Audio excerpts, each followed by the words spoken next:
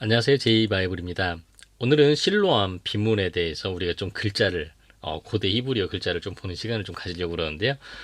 사실 뭐 쉽지는 않은 시간이 될 수 있을 것 같기도 한데요. 그러나 이 옛날 성경에 나오는 사람들이 어떤 글자를 사용을 했었고 어떻게 그 내용들이 있는지 볼 수 있는 어떻게 보면은 유일한 구약시대 성경에 나와 있는 유일한 비문, 인스크립션 일 수 있습니다. 그래서 이 비문을 좀 보겠는데요. 이 비문의 시기는 언제 정도 거냐면요.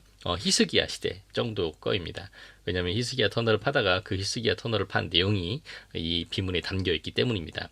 그리고 뭐 그 이유뿐만 아니라 또 이 성경 히브리어에는 여러 가지 이렇게 또 층이 이렇게 나뉘어집니다. 자, 성경 히브리어에는 아카이크 비블리칼 히브리어, 그러니까 고대 성서 히브리어, 그리고 스탠다드 비블리칼 히브리어, 그러니까 일반적으로 기준이 되는 그런 성서 히브리어. 이 스탠다드 비블리칼 히브리어는 이제 클래식 비블리칼 히브리어라고 이렇게 이야기를 하기도 하고요. 그리고 그 다음으로는 이제 레이트 비블리칼 히브리어라고 이제 그렇게 나와 있는데요.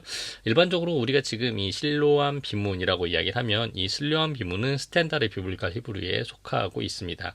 왜 그러냐면은 이 스탠다드 비블리칼 히브리어의 특징이 있는데요. 그 특징의 첫 번째가 뭐냐면은 모음입니다. 이 지금 뭐 아카이 그리고 스탠다드 레이트 비블리칼 히브리어 이렇게 나뉘어져 있는 가장 주된 이유는 뭐냐면은 모음의 사용이 달라지기 때문에 이렇게 나뉘어져 있습니다. 그 중에 스탠다드 비블리칼 히브리어의 이제 모음의 특징은 어떤 것이 있냐면은 우리가 이제 성경에 보면은 이제 바브, 여기 이제 옆쪽에 보면 이 히브리어에 있는 여러 가지 내용들 중에 이 바브라고 하는 것이 있습니다. 이 바브, 이렇게 일자같이 이렇게 내려와 있는 것이 있는데요. 이게 지금은 우리는 이 바브를 이렇게 적어 놓고 우 발음으로 읽기도 하고 그리고 오 발음으로 이렇게 읽기도 합니다. 근데 스탠다드 비블리칼 히브리에서는 아직 우 발음은 발달하지 않았어요. 그래서 이 바브가 이렇게 들어가 있으면은 만약에 이게 모음으로 사용이 되었을 때 오로만 읽습니다. 또 한 가지, 이 요드에 보면은 스탠다드 비블리칼 히브리에서는 단어 안쪽에다가 요드를 이렇게 딱 적어 놓으면은 어떻게 읽냐면은 아이로만 그렇게 읽었습니다. 근데 이게 나중에 레이트 비블리칼 히브리어로 가면은 이 요드 하나를 딱 점을 찍어 놓으면 어떻게 읽을 수가 있냐면 이 발음이 납니다. 근데 스탠다드 비블리칼 히브리어에서는 아직 이 요드 하나를 찍어 놓고 이라고 하는 그 발음이 발전되지 않았습니다.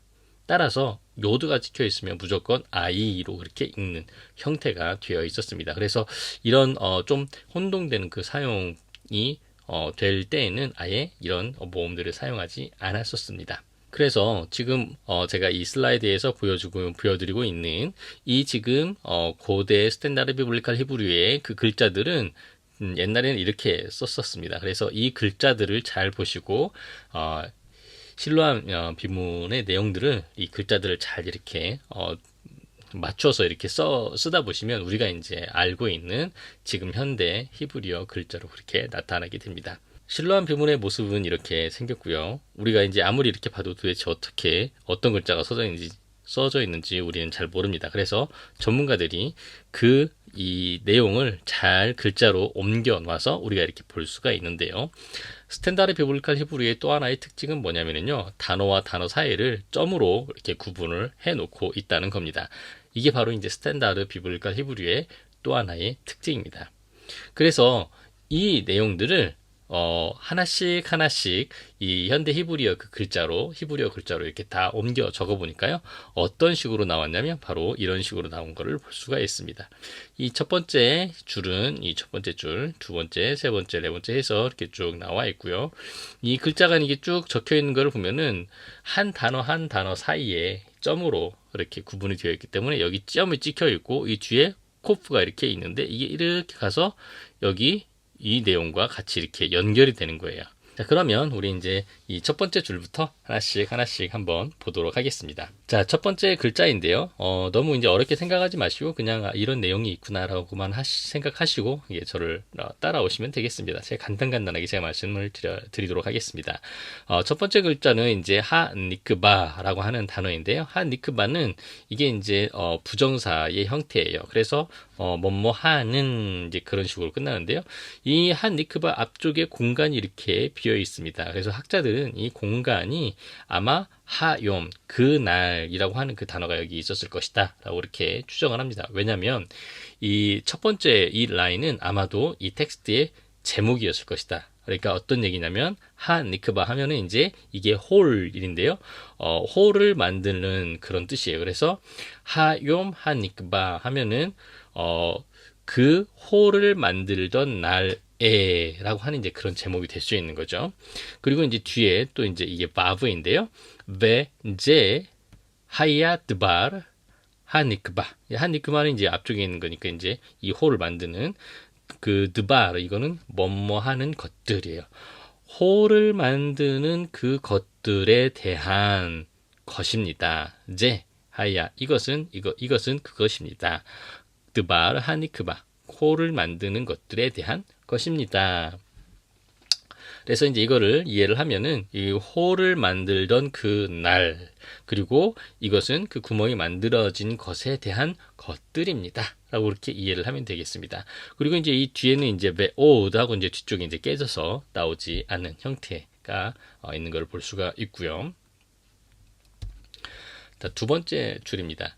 두 번째 제는 이제 가장 처음에 나오는 단어가 가르젠이라고 하는 단어입니다. 이 가르젠이라고 하는 단어는 이제 곡괭이에요. 곡괭이와 그 자기의 동료의 곡괭이로 아마 뭐 만났다라고 하는 그런 단어가 이 앞에 동사가 있었을 것 같아요. 근데 이제 동사가 사라져서 우리가 이제 그걸 잘 모르는데 어쨌든 그런 내용이 있고요. 오, 베, 오드 그리고 나서 샬러샷, 아마트 아마는 이제 이게 규빗이에요. 그래서 샬롯 아마트 하면은 3규빗이라고 이해를 하시면 돼요. 3규빗 또 동사가 사라졌고요.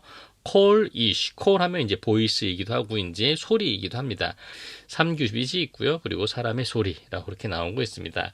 그리고 나서 이 뒤에 이제 코프가 그렇게 있는데요. 이 코프는 나중에 이제 이 뒤에 줄과 연결이 됩니다. 그래서 일꾼들의 곡괭이와 그 동료들에게 그리고 약 3규빗이 뭐뭐 했을 때 일꾼들의 부르는 소리가 이제 이런 식으로 이제 이야기를 할 수가 있고요. 더 이제 좀 자세하게는 제가 이제 제일 마지막에 한꺼번에 이렇게 번역해드리는 걸로 하고요. 자, 세 번째 줄에는요, 처음 번째 글자가 레시하고 알렙입니다.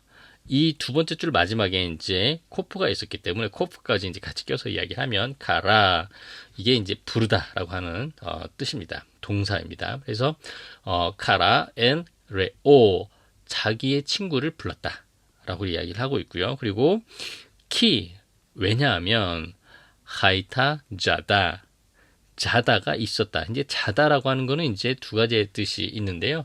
이 돌의 틈을 자다라고 이야기를 할 수도 있다. 또는 공명 소리가 이렇게 공명이 나는 거를 자다라고 이렇게 이야기할 수도 있다라고 하는 두 가지의 이 설이 있습니다.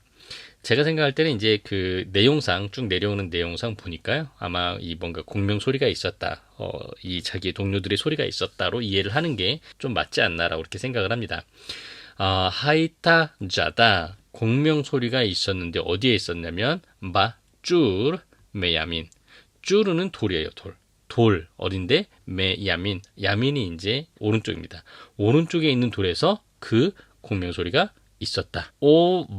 바욤이라고 하는 이제 이것도 이제 용입니다. 그리고 여기 헤이가 이렇게 되어 있는데요. 이 헤이도 그 뒤에 이제 나오는 니크바 이 구멍 홀이라고 하는 그 단어와 이제 또 연결이 되는 글자입니다.